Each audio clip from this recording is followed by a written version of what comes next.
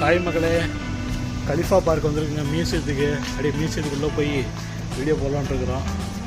உள்ளே போகிறோம், நீங்களும் பாருங்கள், பார்த்து என்ஜாய் பண்ணுங்கள். வாங்க வீடியோக்குள்ளே போவோம்.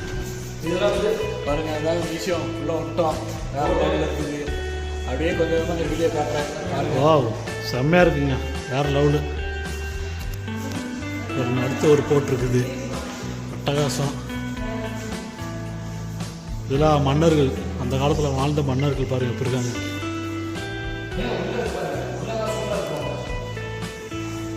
Abu Dhabi city. அடுத்து நம்ம அது உள்ள போகிறாங்க. இது என்ன மனுஷன பொம்மையா? மெழுகுல செஞ்சது தானே பாருங்க. மெழுகுல செஞ்சது பாருங்க எப்படி வச்சுருக்காங்க. நேச்சுரலாக இருக்குதா? ஓ, நான் இது போகவே இல்லையே.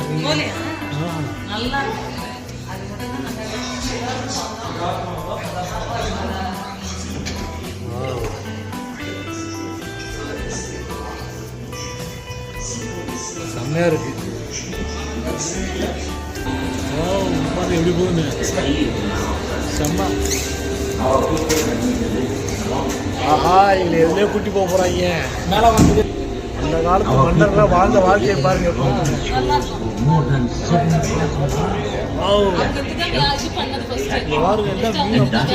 வருங்களே, அவங்களோட வாழ்க்கையை ஆரம்பிச்சு இந்த மீனியாவத்தை தான் ஆரம்பிச்சிருக்காங்க. அவர் வயசாகி போச்சுன்னு நினைக்கிறேன். அவரோட வாழ்க்கை வரலாறு காமிக்கிறாங்க பாருங்க.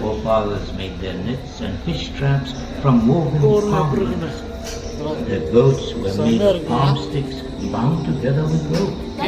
Sudden storms meant that fishing was dangerous. இது பொம்மையா நெசமாலுமே தான் இல்ல, இது வந்து ஒரு ரெசின் மாதிரி பண்ணிருக்காங்க. Resin was hung up to dry. ஒரு ஃபுல்லா மீன் தாங்க. மீன் ஃபர்ஸ்ட் படிச்சு நீங்க ஆரம்பிச்சது மீன் தானே ஆரம்பிச்சாங்க. மீன் கருவாடு தான் உங்களுக்கு. அப்புறம் கழுகு. அது பொம்மையா? இல்ல, பொம்மை தாங்க ஒரிஜினல். நானே மச்ச எப்படி இருக்குங்க. இது வந்து கூண்டு இப்படி தான் வாழ்ந்தாங்க.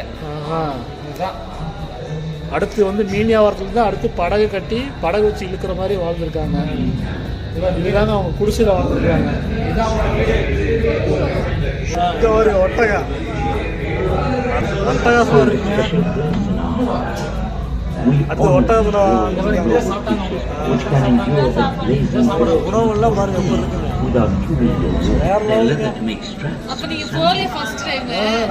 இதுதான் ஃபர்ஸ்ட் டைம் வர்றேன்.